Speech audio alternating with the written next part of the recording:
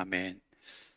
자, 28장, 29장을 우리가 이제 묵상하게 되어질 텐데, 28장부터는 욥이 이제 이 언어의 논쟁 가운데서 자기가 승리했다고 생각하는 면이 생기기 시작했어요.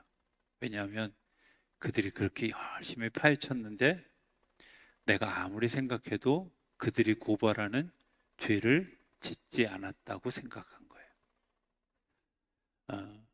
우리가 이제 흔히 생각하면 내가 논쟁에서 이기면 어떤 마음이 들까요? 이렇게 뭐 아주 사소한 싸움이라도 싸워서 이기면 어떤 마음이 들까요? 천하를 다 얻은 것 같은 그런 마음이 들지 않겠어요? 아직도 싸워서 한 번도 이겨보신 적이 없으시죠? 그래도 잘 모르는데 어찌됐든 작은 말싸움이라도 딱 이기고 나면 어떤 마음이 생기냐면 이제 내가 우월하다, 내가 대단하다, 이런 생각이 드는 거예요. 욥이 이제 그런 마음이 들면서 요즘 젊은 애들은 흔히 하는 말로 이제 오버하기 시작하는 거예요. 그 오버하는 말이 1절부터 나오는데 1절 한번 볼까요? 1절에 이렇게 은이 나는 곳이 있고 금을 재련하는 곳이 있으며 철은 흙에서 캐내고 동은 돌에서 녹여 얻느니라. 사람은 어둠을 뚫고 모든 것을 끝까지 탐지하여 어둠과 죽음의 그늘에 있는 광석도 탐지하되 그는 사람이 사는 곳에서 멀리 떠나 갱도를 깊이 뚫고 발길이 닿지 않는 곳 사람이 없는 곳에 매달려 흔들리느니라. 이렇게 하면서 이제 그들에게 설교를 시작했어요. 니네 알아? 이런 거예요. 은과 금이 어디서 나는지 알아? 광산에서 채취하는 거야. 네? 우리가 이제 일반적 상식이죠. 일반적 상식. 이제 욥기 38장 뒤에 가면 하나님이 이제 이런 그 욥이 오버하는 것을 알고 하나님이 뭐라고 대답하시냐면 자가 딱 등장하는 순간부터 하나님이 폭풍 같은 질문이 던지기 시작하는데 네가 바다 끝에 가봤냐? 네가 산의 뿌리를 보았냐? 뭐 바다의 뿌리를 보았냐? 잠깐 하나님이 폭풍 같은 질문을 해요. 그 폭풍 같은 질문을 하는 이유가 뭔지 아세요?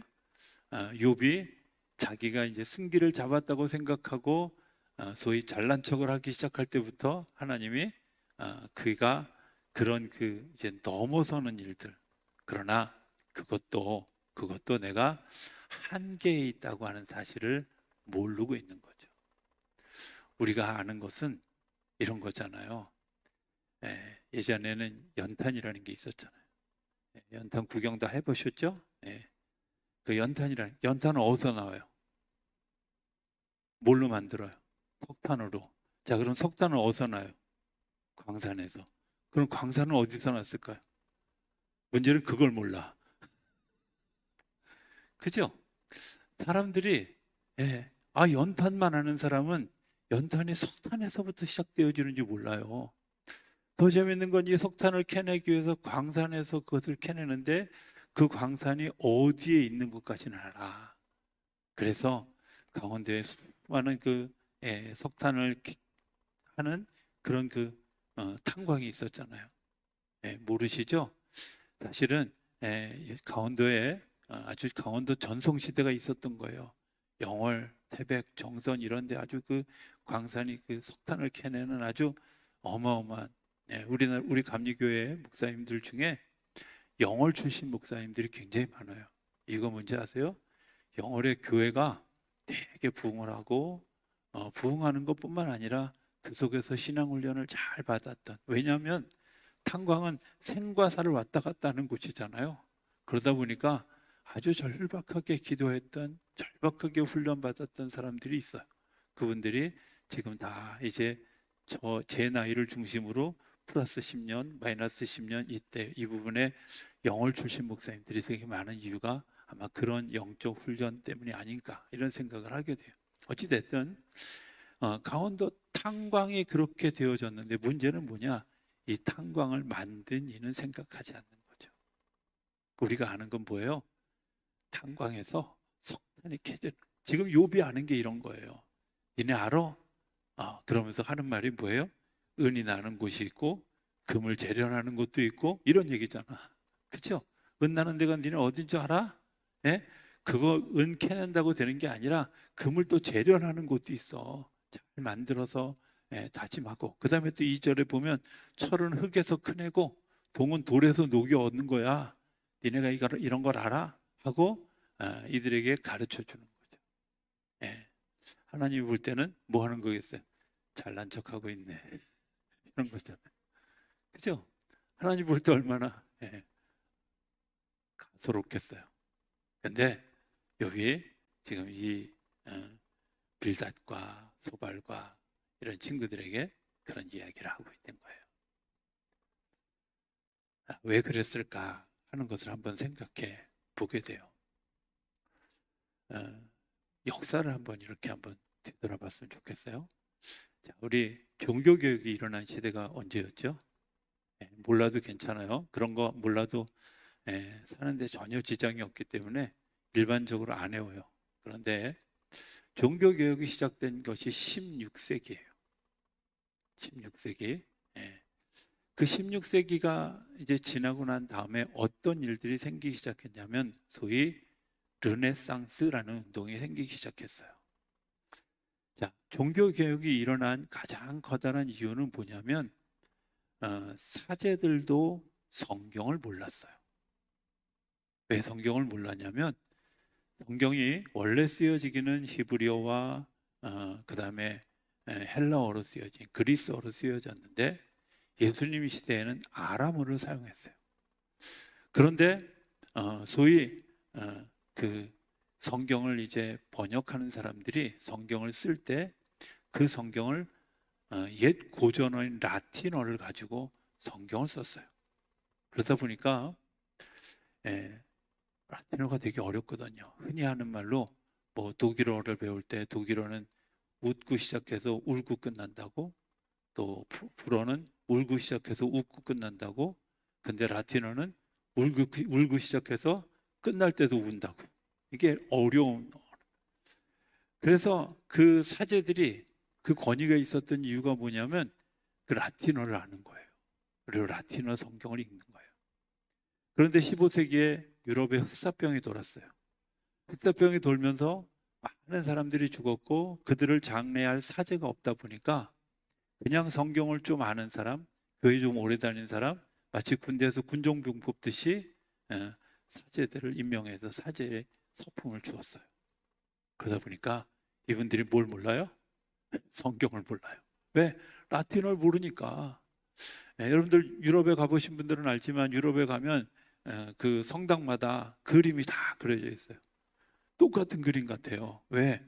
거기는 그림이 그려져 있는 이유가 뭐냐면 여러분들 이제 그 강론하실 때 신부님이 강론하실 때 자 여기 보세요. 여기 하나님이 천지를 창조하실 때 빛이 있으라 하셨고요. 그림을 가리키는 거예요. 성경 라틴어 성경을 아무도 가지고 있지 않기 때문에 그림으로 예수님을 설명하고 하나님을 설명하고 성령님을 설명하고 설명이 어려운 부분들은 안 되고 이러다 보니까 그들이 성경을 몰랐고 성경을 모르다 보니까 내가 면죄부를 사서라도 내가 구원받을 수 있구나 하는 말이 먹히기 시작한 거예요. 요즘같이 성경이 우리나라 말도 우리나라 말 번역에도 뭐 개역 개정판, 개역 무슨 판, 그다음에 뭐 쉬운 성경, 한글말 성경 되게 많잖아요. 그죠? 어느 날 이동원 목사님이 저기 온누리교회 가서 설교하시면서 그러시더라고.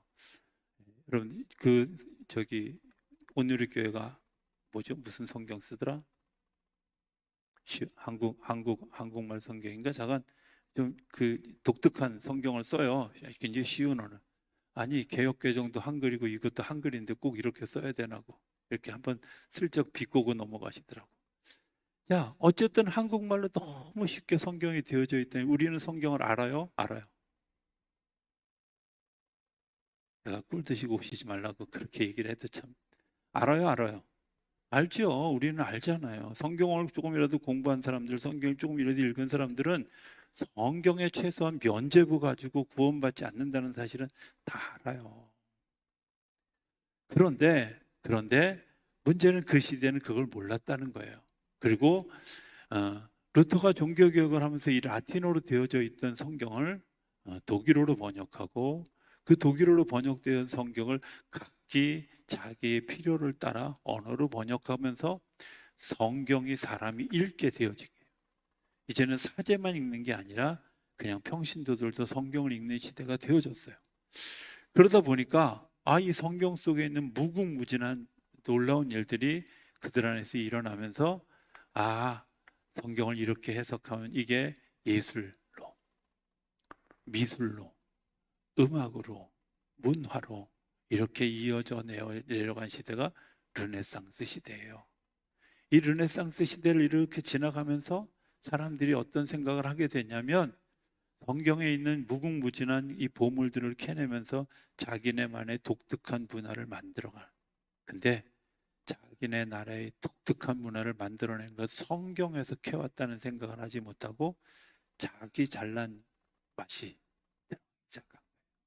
그러면서 하나님을 부정하고 하나님에 대해서 저항하고 하나님에 대해서 저항하면서 또 일어난 일들이 뭐냐면 17세기부터 일어났던 산업혁명이 생기면서 이제 기계가 발달하고 또 문화가 발달하면서 사람들이 소위 교만해지고 건방져지기 시작했어요.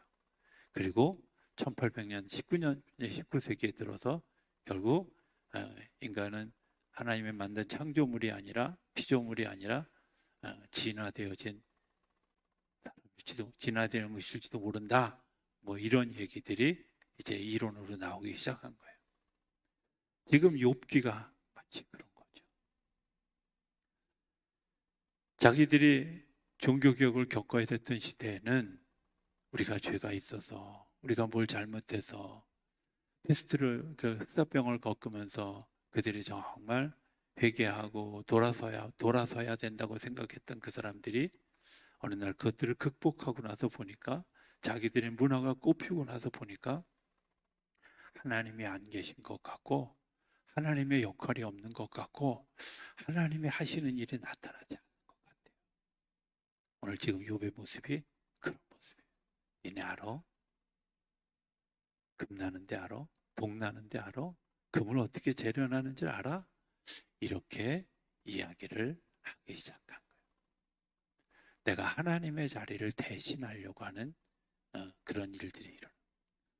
오늘 우리가 살아가는 삶의 자리에도 이런 일들이 얼마나 많이 있어요. 그렇죠? 하나님의 자리를 대신하려고 하는 그런 일들이 우리에게 참 많이 있다는 사실을 발견하게 되잖아요. 네. 목회하면서 정말 힘들었던 시간이 있었는데 그거는 누가 나를 힘들게 해서 힘들었던 시간이 아니라 제가 어느 날 하나님의 자리에 서 있더라고요. 사람들 판단하고 그리고 때로는 정죄하고 때로는 가르쳐준다는 명목으로 내 권위를 세우고 이러면서 하나님이 해야 될 일을 하나님의 자리에 내가 서서 함부로 막 칼날을 휘두르고 있더라고요. 근데 더 문제는 뭐냐면 내가 그걸 잘못하고 있는 줄 사람의 작은 머리로 나오는 것을 이게 하나님이 주시는 지혜라고 생각을 했어요. 마치 우물 안에 있는 개구리가 넓은 하늘을 못 본 것처럼 그냥 그 안에 머물러서 내가 보이는 하늘이 전부인 것처럼 생각을 한 거죠. 뭐 시골에서 있을 때니까 더더군다나 뭐 교인들이 어르신들이 뭐 성경 공부를 열심히 했겠어요. 열심히 안 했으니까 아유 목사님 말하면 다 맞는 게보다 뭐 이러고 그냥 다 따라주니까 얼마나 기고만장하고 교만했겠어요. 근데 제 마음속에 이제 한번 시련이 오기 시작한 거예요. 어떤 시련이 왔냐면 성경을 읽는데 성경이 안 읽어지는 거예요. 그걸 설명을 할 수가 없어요. 제가 성경을 읽었는데 아무런 모티브가 떠오르지 않는 거예요. 그런 모티브가. 그냥 검은 건 글씨고 하얀 건 종이고 설교를 해야 되는데 뭐가 이렇게 감동이 있어야 뭘 설교를 할 거 아니에요. 감동이 없는 거예요.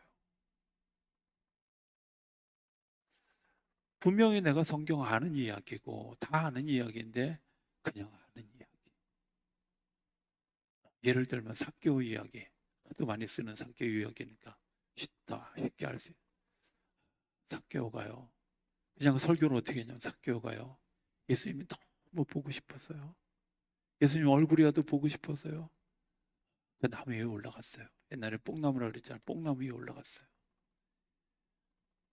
근데 뽕나무 위에 왜 올라갔는지는 설명 못하고 그냥 뽕나무 위에 올라간 얘기만 열심히 강조하다가 설교를 끝내는 거예요. 나도 힘들고 그 힘든 설교를 듣는 교인들은 자기들의 삶이 힘드니까 그냥 주님, 목사님의 말씀은 다 옳습니다. 그렇습니다. 찬송 부를 때는 이것도 아니고 저것도 아닙니다. 이러다가 그냥 나오겠습니다. 무슨 소리인지 못 알아듣는 사람이 그냥 웃으세요. 그러니까 졸려서 그냥 이렇게 끄떡끄떡 하는 그런 일들이 일어나게. 얼마나 심각해요. 막 몸부림을 치게 되더라고요. 하나님, 왜 이러세요? 왜 이렇게 감동이 없어요? 아니, 말씀을 읽는데 내 말에 감동이 일어나지 않아요. 너무 힘들어요. 설교 원고를 쓰는데요. 제가 그 설교 원고를 꼭 쓰는 이유 중에 하나는 우리 아버님의 그 유언 중에 하나가 설교를 은퇴하는 날까지 꼭 원고를 써라 하는 게 아버님의 유언이었어요. 이제 8년 남았어요. 제가 고등학교 1학년 때부터 설교를 시작해서 지금까지 설교자로 살았는데 제가 설교 원고를 정말 아파서 제가 한 달 정도만 빼고는 정말 제가 아주 설교 원고를 꼬박꼬박 다 써서 설교를 하는데 그 설교 원고 쓰는 게 너무 힘든 거예요. 소설 쓰는 것 같아. 말도 안 되는 이야기 같고 자존심에 남의 거 베끼기는 싫고 뭐 이러니까 얼마나 힘이 들었는지. 그러니까 매일 하나님 앞에 새벽 기도 가면 하는 일이 뭐냐. 하나님 어떻게 해요? 감동이 안 와요. 성경 말씀 읽었는데 내 마음속에 울리질 않아요. 지금 욥처럼 여기 은이 있고요. 여기 금 재련하는 곳이고요. 여기 동이 있고요. 동을 어디서 캐내는지 다 알아요. 왜요? 성경을 얼마나 많이 읽었겠어요. 그 당시만 해도 제가 성경을 뭐 최소 50번 이상은 읽었을 만큼 제가 성경을 그래도 좀 아는 사람인데 성경 말씀 읽는데 감동이 안 하는 거 감동. 무릎 꿇으면 하나님 앞에 기도하는 거. 하나님 어떻게 해야 돼요? 어떻게 해야 돼요? 보여주세요. 들려주세요. 깨닫게 해주세요. 정말 8개월을 씨름했어요. 중요한 건요. 제가 그렇게 힘들어하고 고통 겪을 때 아무도 모른다는 거예요. 아무도. 나만 아는 거야 그냥. 얼마나 교만한지, 얼마나 하나님 보시기에 안타까웠으면 그렇게 묶으실까 싶을 정도. 네. 근데요, 어느 날 성경이 열려지는데 깜짝 놀랐어요. 야, 말씀에 이런 것도 있구나. 말씀에 이런 능력도 있네. 하나님이 이렇게 말씀하셨구나. 하나님이 이때 이렇게 권고하셨구나 하는 것들이 보이기 시작합니다. 제가 오늘 설교 원고를 쓰면서 그런 생각이 드는 거예요. 욥이 이제 제가 좀 이따 얘기하겠습니다만은 욥이 뭐라고 얘기하냐면 제가 욥기 29장 11절 12절에 보면 제가 그냥 읽어드릴게요. 내가 의를 옷으로 삼아 입었으며 나의 정의는 겉옷과 모자 같았느니라.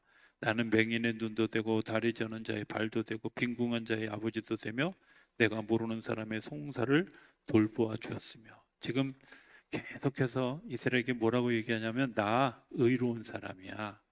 그러면서 내가 얼마나 대단한 전성기를 살았는지를 지금 설명하고 있는 거예요. 지금 이 이야기가 이 29장 11절 12절의 이야기가 뭐냐면 나는 그 맹인의 눈도 되어줬어. 맹인이 걸어가지 못하는 거, 그들이 걸어갈 수 없는 거, 그들의 걸음걸이가 되어주기 위해서 뭐 요즘 같으면 안내견의 역할을 해줬을 수도 있고요. 그 사람들이 어찌됐든 수술 받으면 다시 눈을 뜰 수 있게 해주는 그런 역할도 했을런지도 모르죠. 어찌됐든 그런 역할들을 해주었다는 거야. 보통 사람이 할 수 있는 일은 아니잖아요. 또 전원자의 발이 되어줘. 부축해주고 같이 걸어가는 거 이거 아무나 하는 일이 아니잖아요. 욥은 그렇게 했다는 거야. 또 빈궁한 자의 아버지가 되어줬다는 거야. 30개월이든 30일이든 뭐 30개월이든 뭐 그 사람들에게 음식을 대주고 먹을 수 있도록 도와주었다는 거. 아무나 할 수 있는 일. 또 내가 모르는 사람의 송사를 맡아주었다는 거. 재판관이 되어졌을 때 그들의 변호사 비용을 대주면서 그들이 잘 억울함을 해결할 수 있도록 했다. 대단한 사람이죠. 그런데 그 대단한 것을 이야기하면서 나는 하나님과 동격인 것처럼 이야기하고 있는 게 문제라는 거예요.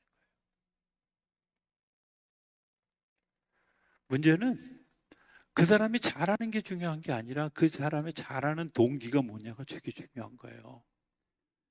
그 잘하는 동기는 뭐냐면 하나님이 내게 주셨기 때문에, 하나님이 나를 사랑해 주셨기 때문에 내 사랑을 흘려보내는 거예요. 흘려보내는 거. 내가 있기 때문에 주는 게 아니라 하나님이 나에게 은혜를 베풀어 주신 것을 내가 흘려보내는 거예요. 에덴 동산의 특징이 뭐냐면 거기만 잘 먹고 잘 사는 게 특징이 아니라 네 개의 강으로 하나님의 역사가 흘러가게 했다는 거예요. 멈춰서지 않았다는 거. 계속해서 흘려보냈고, 그리고 그 흘려보낸 일들이 생명으로 살아나게 되어졌는데, 에스겔서 47장에 보면 성전에서부터 흐르는 물이 사람들을 살게 하는데, 성전에서 무르는 흘이 점점 흘러서 바다에까지 도달하는데, 그 바다에까지 도달할 때 갯벌이 살아나고, 그리고 그곳에서 물고기가 살아나고, 그리고 죽었던 땅에 다시 살아난다. 뭐 때문에? 성전에서 흐르는 물은, 하나님으로부터 흘러가는 역사는 모두가 살아나게 하는 거예요. 모두가 살아나게 하는 거예요. 그런데 지금 욥이 하고 있는 일들은 그 사람들을 도와주는 일이라고 생각해요. 그 사람들을 그냥 협력해 주는 일. 그 사람들이 살아나게 하는 것이 아니라 그 사람들이 오히려 그 결과로 욥을 존경하게 되고, 욥을 바라보게 되고, 욥을 의지하게 되고, 이런 일들이 일어나게 되었다는 거예요.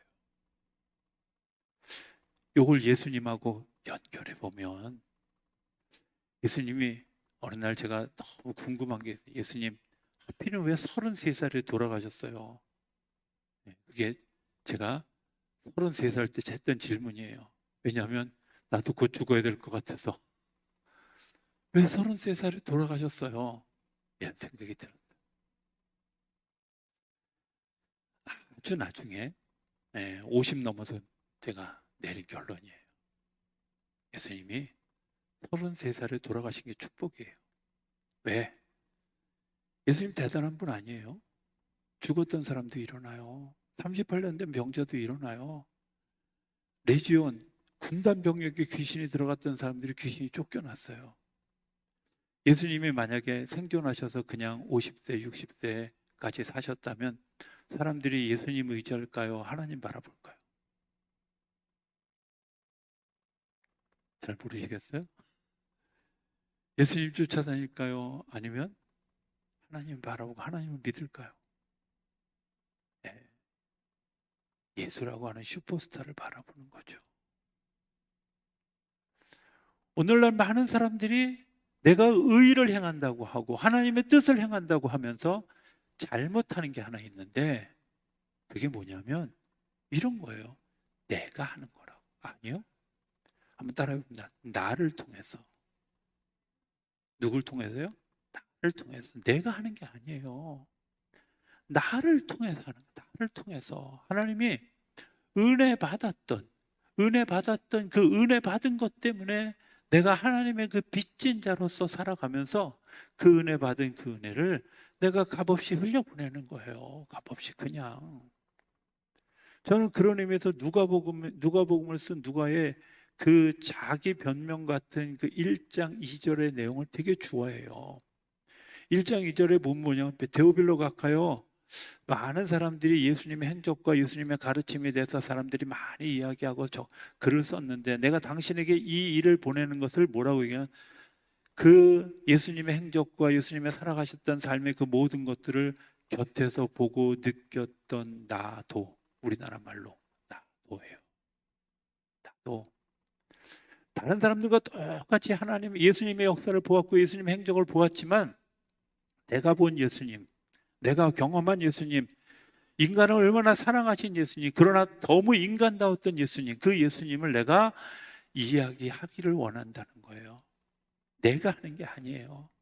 나는 요거밖에 몰라서 요거밖에 못해요라는 아주 스스로를 격하는 이야기도 아니고 나만 안다고 생각하는 자긍심도 아니고 그냥 무리 속에 있었지만 사람들 속에 있었지만 그리고 같이 보았지만 그래서 내가 의사로서 내가 예수님을 충실하게 따랐던 제자로서 예수님을 바라본 나도 이를 각하에게 이렇게 전한다는 이거죠. 예수 믿는 사람의 구제는 어떤 거냐면요. 하나님이 나에게 흘려주신 일들, 나에게 가르쳐 주신 일들, 깨닫게 해주신 일들, 나에게 축복하신 일들, 그거 내 이름 드러내면서 나누는 게 아니라 그야말로 욥의 말처럼 주신 분도 하나님이시고 거둬가시는 분도 하나님이시니 그런데 그게 내 삶이 되는 거예요. 내 삶이 되는 거예요.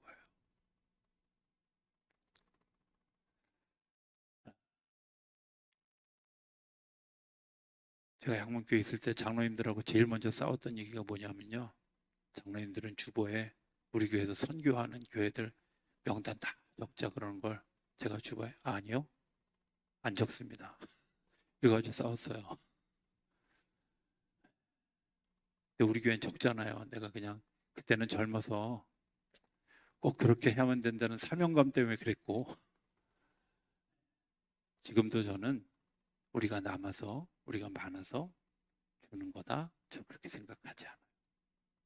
하나님 우리에게 감동 주셔서 우리에게 은혜 주셔서 여러분 우리가 한번 생각해 볼까요? 1970년대 80년대 우리 작전동교회가 여기 제가 80년대 중반쯤에 이 동네 와봤어서 알잖아요. 여기 대부분이 다 공장에 다니는 분들이었고 정말 시골에서 올라와서 꽤 살았던 그런 시간들을 살았잖아요. 하나님이 오늘 내가 먹고 살 만큼 하고 공동 화장실 쓰다가 우리 집에 재래식 화장실 쓰다가 이제 수세식 화장실 쓰고 어떤 사람 화장실 집에 둘도 있고 이렇게까지 발전했으면 이제 공동 화장실 쓰는 사람들을 좀 생각해 보겠다. 이런 마음이 하나님 나를 통해서 이런 일들이 그냥 자연스럽게 흘러갔으면 좋겠습니다. 이게 하나님이 우리에게 원하시는 거예요. 그게 하나님의 겸손이에요. 하나님은 우리를 축복하셔요. 축복하시는데 내 것을 주는 게 아니라 내가 받은 은혜를 나누는 것도 아니고 흘려보내는 거예요. 흘려보내는 욥의 이런 면들을 하나님이 불편한 시선으로 보고 계시다는 사실을 그때는 몰랐어요. 28장, 29장, 30장을 지날 때는 몰랐어요. 38장에 가니까 하나님이 욥에게 이야기하실 때 욥이 비로소 맞아. 여러분들 오늘 우리가 왜 교만해질까요? 간단해요. 하나님을 모르기 때문에 그래요. 왜 우리가 교만해질까요? 하나님의 은혜를 모르기 때문에 그래요. 용서한다는 말 어렵죠. 진짜 용서하기 어려운 사람들이 있어요. 근데요, 하나님이 나를 용서해 준 거 생각하면 그까이 거 별거 아니더라고. 그렇지 않아요? 네. 딴 사람 몰라도 나는 알잖아. 내가 얼마나 한지, 내가 얼마나 교묘한지, 예. 내가 얼마나 정말 인간성이 더러운지 다 알잖아. 내가 스스로. 그런데 그 하나님이 나를 그냥 쓰시는 것도 아니고 나를 불러서 너 내 종해라. 기름 부어서 사람들 앞에 권위자로 세워주셔서 저는 제가 진짜 깜짝깜짝 놀랄 때가 있어요. 설교할 때도 가끔씩 놀라는 때가 있는데, 예, 다음 주간에 뭐 제가 목회하는 교회 우리 초등학교 때 친하게 지냈던 친구 몇이 너 꼭 좀 보러 와야 되겠다고 오겠다고. 그래서 근데 그 친구들이 그 친구 중에 한 놈이 저보고 뭐라 그랬냐면, 야, 난 네가 벙어리인 줄 알았는데 어떻게 말하고 먹고 사는 사람이 됐냐? 제가 그 말을 가끔 들으면서 이런 생각을 해요. 내가 지금 이렇게 앞에 서서 이렇게 이야기할 수 있는 거 기적 중에 기적. 남들이 제가 이렇게 설교하니까 뭐라고 생각하냐면, 목사님은 설교를 그냥 뭐 아무 때나 성경 펴면 다 하는 줄. 아니요, 아니라니까. 저 토요일 날 밤을 제대로 잡은 적이 없어요. 긴장돼서, 두려워서, 떨려서. 설교 있는 날이 그렇게 힘든 날이 얼마나 많은지 몰라요. 왜? 그게 제 본성인데 하나님이 그런 날을 세우셔서 은혜 부어주시고, 그 은혜 부어주심 때문에 하나님께서 우리에게 주신 것들을 믿음으로 흘려보내는 거죠. 믿음으로 흘려보내는.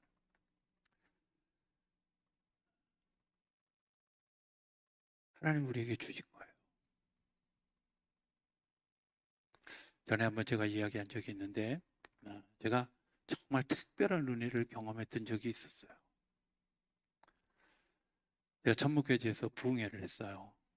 부흥회를 하는데 제가 첫 번 부흥회는 제가 했어요. 1월 1일부터 3일까지. 어찌됐든 뭐 그냥 제가 설교를 하면 얼마나 잘했겠어요. 어찌됐든 뭐 그래도 은혜 받고 교회가 좀 그 다음에 부흥회를 해야 되는데 부흥회를 할 만한 형편이 안 되는 거예요. 이유가 뭐 교인들도 작고 뭐 어찌됐든 그래가지고 이 강사 목사님을 그래도 오셨는데 사례비라도 드려야 된다 이런 생각을 가지고 경비를 아끼려고 읍내에 있는 그런 그 숙소도 잡아드리지 않고 우리 집에 방이 2칸 있는데 그 2칸 유리문으로 되어 있는 칸에서 주무시라고 참 숙소를 만들어주고 그랬는데 전전날 밑에서부터 올라오던 수도관이 얼어가지고 물이 안 나오는 거예요. 진짜 최악인 상태에서 물 길어다 가다가 어쨌든 씻고 뭐 밥 먹고 지지고 볶고 3박 4일을 그치는 마지막 날 새벽에 그래도 강사비를 드릴 수 있을 만큼의 어떤 좀 이게 헌금이 생겨서 너무 좋다고 그러고 있는데 낮에 갑자기 청천벽력으로 뭐라 그러냐면 저는 강사비 안 받습니다. 줄 생각하지 마세요. 딱 잘라 말아. 깜짝 놀랐어. 근데 제가 그때 너무 마음에 큰 감동이었어요. 그런 거구나. 그분이 말하지 않았지만 제가 알았어요. 내가 하나님으로부터 거저받은 거 내가 주어야 될 때 되면 거저준다. 제가 그때 마음에 결심했어요. 내가 나중에 혹시라도 나에게 부흥회 불러주는 교회가 있어서 부흥회 가는 상황이 생기면 내가 첫날 딱 모일 때 50명 이상, 50명 이하의 교회는 내가 어떤 목적, 어떤 명분을 대서라서 내가 사례비 안 받고 온다. 안 받겠다. 결심하고 지금까지 2번을 제가 받아가지고 왔다가 나중에 송금해 줬어요. 그때는 안 받으면 안 될 것 같아서 받았다가 나중에 이런저런 명분으로 왜? 내가 받았던 은혜, 내가 받았던 그 사랑 하나님이 나에게 주신 거잖아요. 지금 욕처럼 내가 절름발이들의 다리가 되어줬습니다. 내가 맹인들의 눈이 되어줬습니다. 내가 송사하는데 변호사가 되어줬습니다. 아니요. 욥기가 불완전한 책이고 욥기가 성경 이전에 쓰여졌던 책인 가장 커다란 이유가 뭐냐면 여전히 사람이 존재하고 흑암이 존재하고 명암이 존재하는 거예요. 아니요. 하나님이 계시는 곳은 그 어느 곳이나 햇빛이 비쳐서 하나님의 생명의 빛이 비춰지는 거예요. 그 이유가 뭐예요? 하나님이 흘려보내는 사랑이 나를 통해서도 여전히 제한되지 않고 흘러가는 거예요. 왜 우리가 선악을 구분하지 말아야 되느냐? 선악을 구분하면 일정 부분 흘러갔던 것이 막혀요. 용서하지 않으면 일정 부분 흘러가듯이 가는 것이 막혀요. 그래서 주님은 우리에게 주기도문에도 너희가 남을 용서하지 않으면 나도 너를 용서하지 않겠다. 아주 이렇게 심하게 우리에게 가르친 이유가 뭐예요? 내가 내 은혜가 너를 통해서도 100% 흘러가기를 원하는 거예요. 100% 흘러가기를. 욥이 지금 착각하고 있는 거예요. 내가 이 사람들과 싸움에서 이겼어. 난 승자야. 승자 독식이야. 아니요. 죄송합니다만은 욥이 모르는 게 있는데, 사람과 사람 사이에서는 승리했는지 모르지만 하나님이 나를 이 땅에 보내신 이유는 모르는 거죠. 나를 보내신 이유는.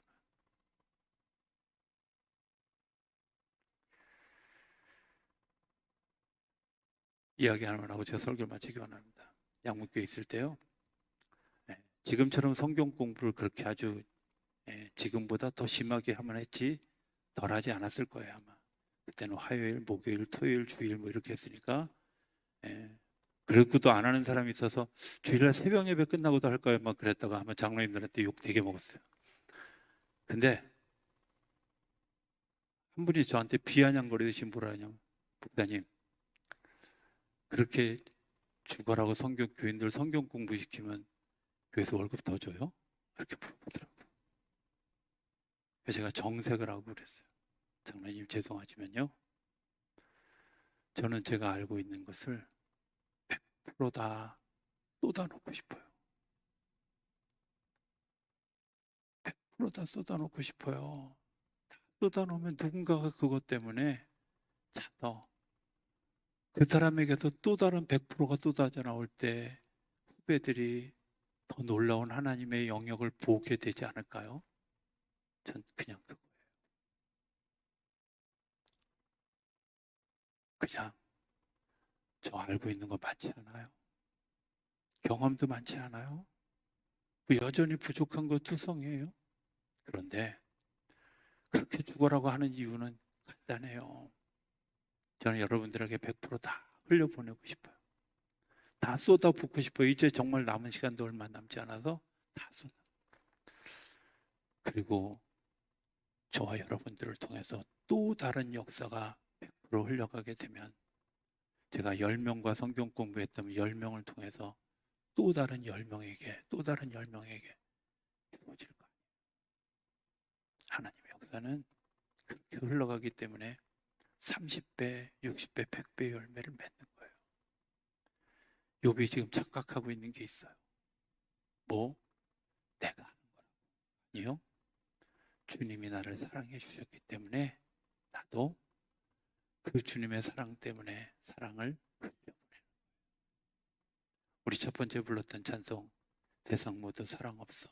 사랑 없는 까닭에 저들 실망하고 저들 좌절하고 저들 넘어지는 이유가 뭐예요? 교회가 예수님 흉내는 내는데 정작 예수님의 없어요. 그럴듯한 흉내는 내는데 정작 예수님의 사랑이 없는 것 때문에 생명이 흘러가지 않아요. 저는 흉내내는 게 아니라 우리의 진심이 사랑에 흘려가는 작은 것 하나라도 내가 정말 받은 은혜를 송두리째 내어놓는 그런 은혜가 저와 여러분 가운데 일어나게 되기를 기대합니다. 그리고 그것 때문에 우리를 통해서 생명의 역사가 일어나는 그런 놀라운 일들이 펼쳐지게 되기를 주의 이름으로 축복합니다. 기도하겠습니다.